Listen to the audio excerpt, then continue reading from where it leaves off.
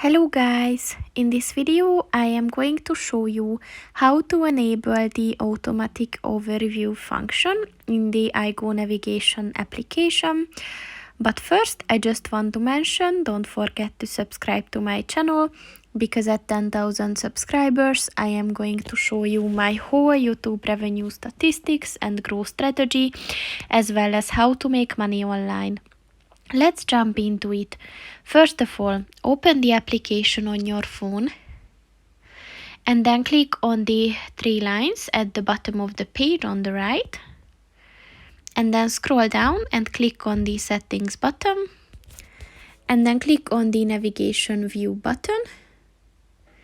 And if you scroll down a bit, look for the automatic overview button. And in order to enable this, just click on the white square next to it. And once it turns green and it says on, it means that the function is enabled. So that's pretty much it for this video, guys. See you in the next one. Goodbye.